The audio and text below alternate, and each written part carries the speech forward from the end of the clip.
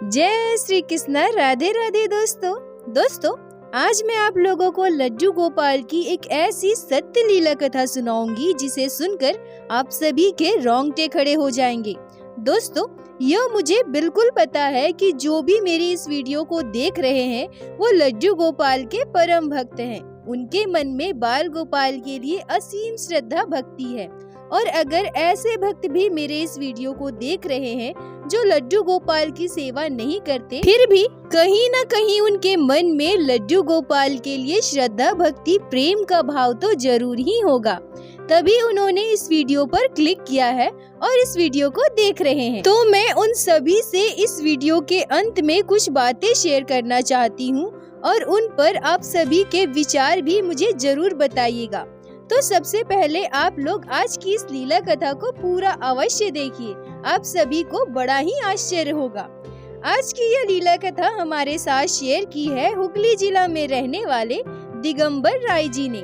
दिगंबर जी हमसे कहते हैं कि मैं पेशे से एक स्कूल टीचर था, पर अभी पिछले 3 साल पहले मैं रिटायर्ड हो चुका हूँ। मुझे 3 बच्चे हैं, 2 बेटे और 1 बेटी।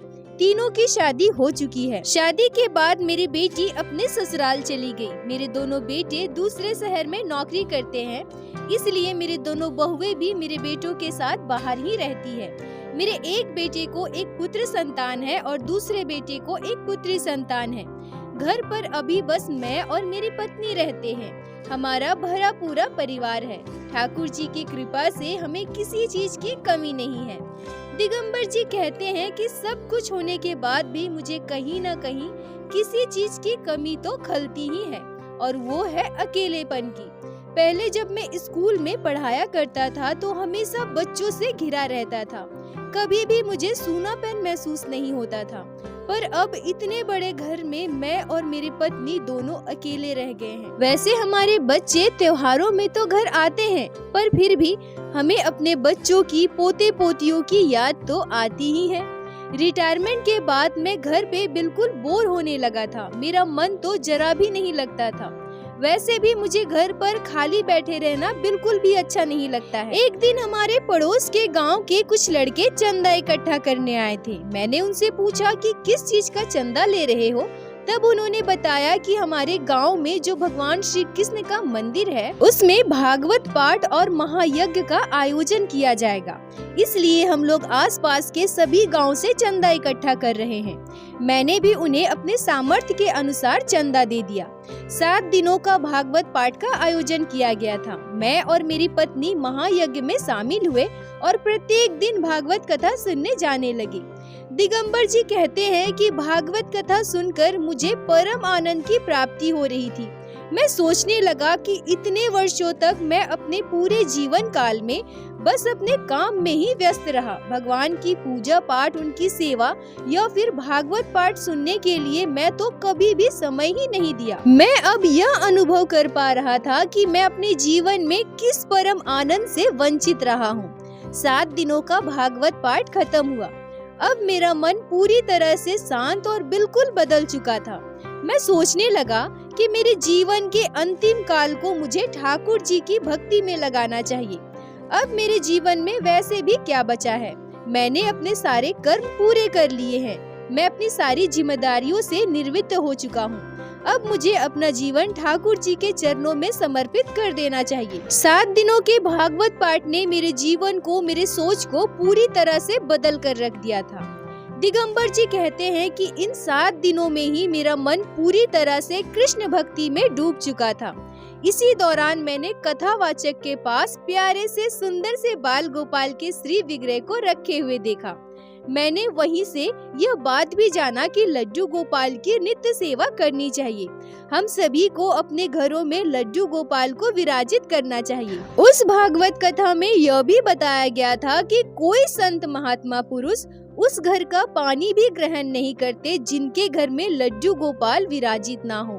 वह घर नर्क के समान होता है जहाँ तुलसी देवी का स्थान ना बना हो।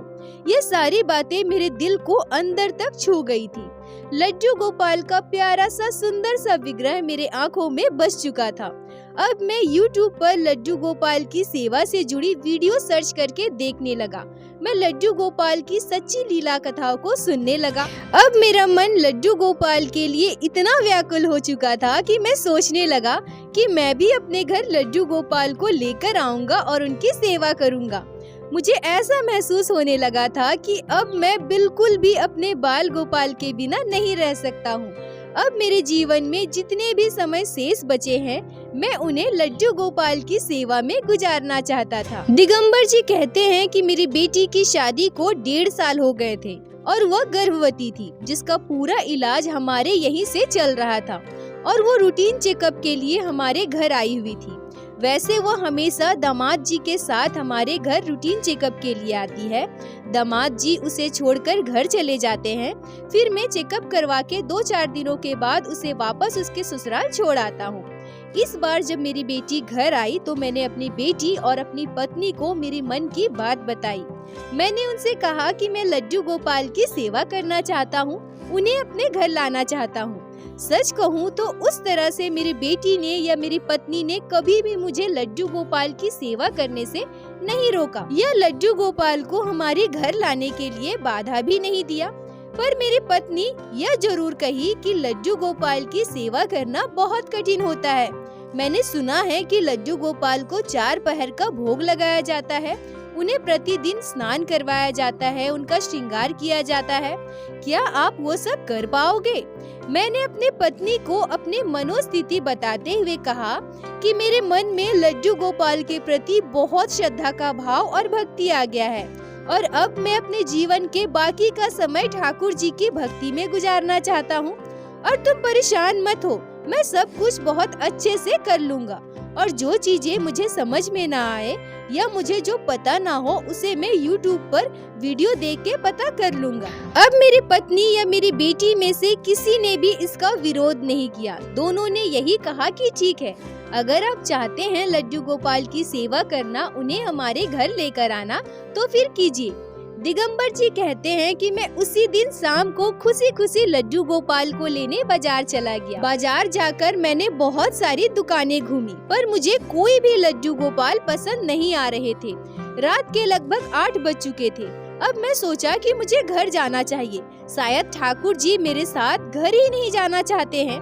यह सोचकर मैं घर आने लगा। तभी मेरी नजर एक और दुकान पर पड़ी। मैं सोचा कि इस दुकान में भी देख लेता हूँ, क्या पता शायद यहाँ मुझे मेरे ठाकुर जी मिल जाए। और हुआ भी बिल्कुल ऐसा ही। मुझे उस दुकान में एक प्यारे से छोटे से बहुत ही सुंदर से बाल गोपाल मिल गए। लड्डू गोपाल के साथ साथ मैं उनकी पोशाक, उनकी ज्वेलरी, उनको सुलाने के लिए एक छोटा सा बेड लिया और उनकी जरूरत की सारी चीजें खरीदी। क्योंकि ठंड का मौसम था, इसलिए मैंने बाल गोपाल के लिए एक स्वेटर और एक छोटा सा कंबल भी लिया। अब मैं सब कुछ लेकर खुशी खुशी घर आ गया। घर आते ही बड़े खुश होकर मैं अपनी पत्नी और बेटी को आवाज देने लगा। दोनों बाहर आए। मैंने उनसे कहा कि ये देखो, मैं लड्डू गोपाल को लेकर आ गया हूँ। अब मैं जल्दी से लड्डू गोपाल को स्नान कराऊंगा और उन्हें पोशाक पहनाकर भोग लगा देता हूँ। रात भी काफी हो गई है, मैं लड्डू गोपाल को सुला दूंगा। तभी मेरी पत्नी कहती है कि क्या इतनी रात को आप लड्डू गोपाल को स्नान कराओगे? समय देखिए 9:30 बज रहे हैं। इतनी रात को लड्डू गोपाल को स्नान कराने की क्या आवश्यकता है? इससे अच्छा आप एक काम कीजिए, आज आप लड्डू गोपाल को ऐसे ही रख दीजिए। मैंने सुना है कि लड्डू गोपाल की प्राण प्रतिष्ठा करनी होती है, नहीं तो वो हमारी पूजा स्वीकार नहीं करते।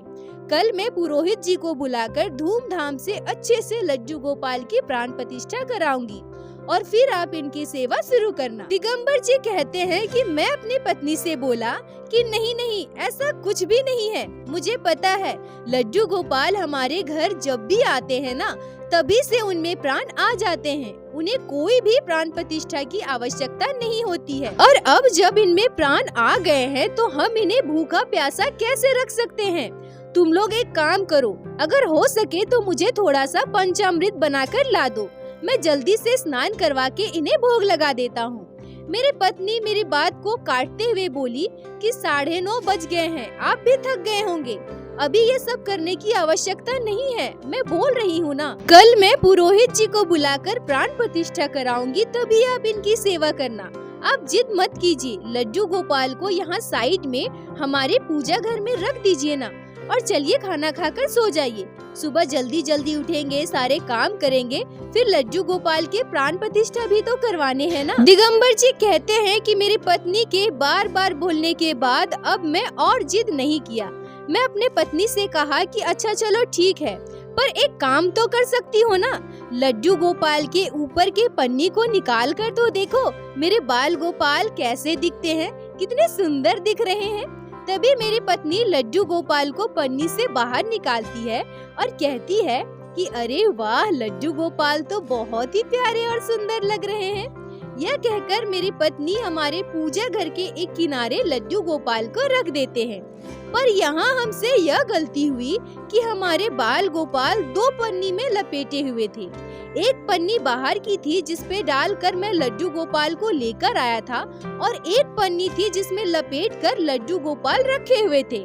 मेरी पत्नी बाहर की पन्नी को तो निकाली थी, पर अंदर की पन्नी को नहीं निकाली जिसमें लड्डू गोपाल लपेटे हुए थे। लड्डू गोपाल को वैसे ही पन्नी में लपेटे मेरी पत्नी ने हमारे पूजा घर के एक किनारे रख दिया। उसके बाद हम सभी खाना खाकर सोने चले गए। रात के लगभग 11 साढ़े 11 बजे मेरी पत्नी को अचानक से बहुत तेज ठंड लगने लगा। मैं उसे 2 कंबल 2 रजाई उड़ाया, फिर भी उसका ठंड जा ही नहीं रहा था। वह बिल्कुल कांप रही थी। मैं अपनी पत्नी को ऐसे देखकर डर गया और अपनी बेटी को जगाया। मेरी बेटी आई, उसने अपनी मम्मी को स्वेटर पहनाया, जैकेट पहनाया, पैरों में मोजे पहनाए, फिर भी मेरी पत्नी का ठंड नहीं जा रहा था। हमने कमरे को गर्म करने वाला रूम हीटर भी लगाया, फिर भी मेरी पत्नी का ठंड नहीं जा रहा था। अब तो उसे सांस लेने में भी दिक्कत होने लगी, उसकी सांस भी रुकने लगी थी। हम में से किसी को कुछ भी समझ नहीं आ रहा था कि अचानक से ऐसा कैसे हो गया। मेरी पत्नी भी खुद यही बोल रही थी कि मुझे इतना ठंड क्यों लग रहा है, मेरा पूरा शरीर क्यों कांप रहा है, मुझे सांस लेने में दिक्कत क्यों हो रही है, मुझे कुछ भी समझ नहीं आ रहा है।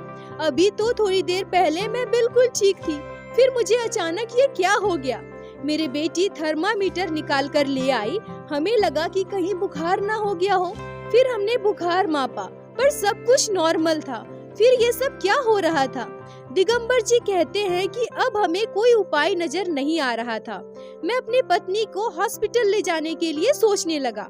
तभी मेरी बेटी मुझसे बोलती है कि पापा चलिए, मम्मी को हॉस्पिटल लेकर चलते हैं, पता नहीं अचानक से उन्हें क्या हो रहा है। दिगंबर जी कहते हैं कि तभी मेरा ध्यान लड्डू गोपाल की तरफ गया।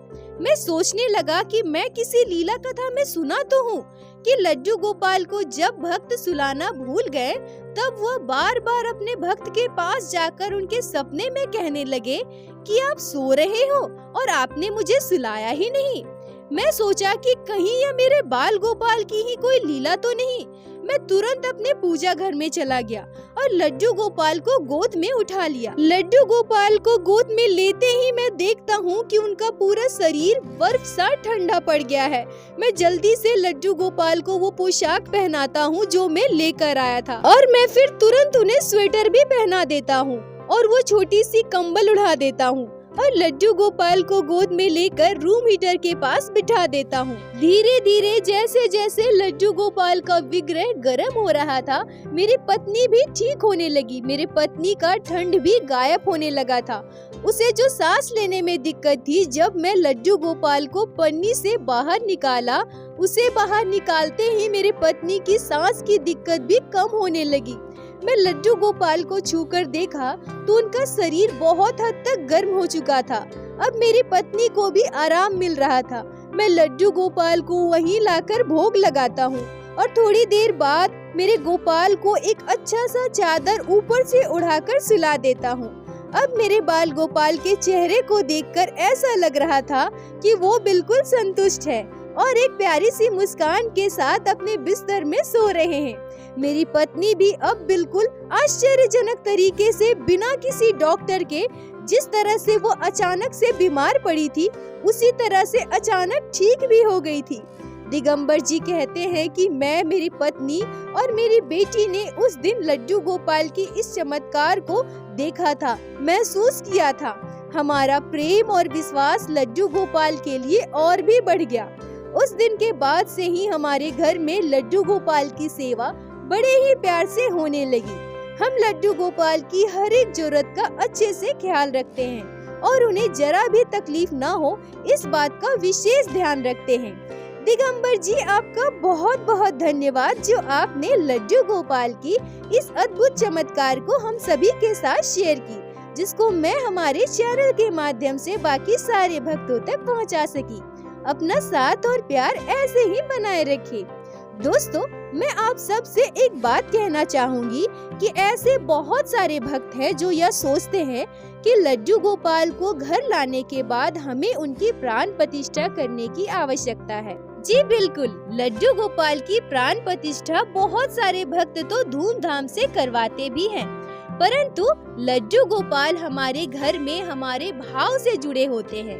हम उन्हें अपने परिवार का सदस्य मानते हैं, जो कि हम दूसरे देवी देवताओं को नहीं मानते। बाकियों को हम भगवान के रूप में पूजते हैं, परंतु बाल गोपाल ही ऐसे भगवान हैं जिन्हें हम अपने पुत्र, अपने भाई, अपने सखा या फिर हमारे जीवन में जिस रिश्ते की कमी होती है, हम उन्हीं रिश्ते के रूप में बाल गोपाल की सेवा करते हैं। तो फिर हमें उनके लिए किसी विशेष नियम धर्म की कैसी आवश्यकता। दोस्तों, एक बात हमेशा याद रखिएगा कि बाल गोपाल जब हमारे घर आते हैं तभी से उनमें प्राण आ जाते हैं और उन्हें किसी भी तरह की प्राण प्रतिष्ठा की आवश्यकता नहीं होती है। आप बाल गोपाल को घर लाकर उन्हें पंचामृत से स्नान करा के उन्हें सुंदर सा पोशाक धारण करवाइए और उनका सुंदर सा श्रृंगार करके अपने घर के सिंहासन में विराजित कर सकते हैं। उन्हें किसी प्राण प्रतिष्ठा की आवश्यकता नहीं होती है। दोस्तों, एक बार मेरे साथ प्रेम से बोलिए, बोलो बाके बिहारी लाल की जय, लड्डू गोपाल की जय, जय जय श्री राधे। दोस्तों, यदि आप लोगों को आज की यह लीला कथा अच्छी लगी हो, आपके हृदय को स्पर्श की हो, तो कृपया वीडियो को लाइक करके अपने दोस्तों के साथ शेयर अवश्य करें, जिससे बाकी भक्त भी लड्डू गोपाल की इस अद्भुत लीला कथा को श्रवण कर सके। और हमारे चैनल को सब्सक्राइब करें, जिससे प्रतिदिन आप लोग हमारे चैनल पे श्री बाके बिहारी श्री लड्डू गोपाल की लीला कथा सुन सके। दोस्तों, यदि आपके जीवन में घटी हो कोई भी चमत्कारी घटना या लड्डू गोपाल ने कभी भी की हो कोई भी लीला जिसे आप हम सभी के साथ शेयर करना चाहते हैं, तो कृपया हमें इंस्टाग्राम पे मैसेज करें। हम आपसे कांटेक्ट करेंगे और आपकी उस लीला कथा को हमारे चैनल पे बाकी सारे भक्तों के साथ शेयर अवश्य करेंगे। लड्डू गोपाल की कृपा आप पर और आपके पूरे परिवार पर बनी रहे। राधे राधे दोस्तों।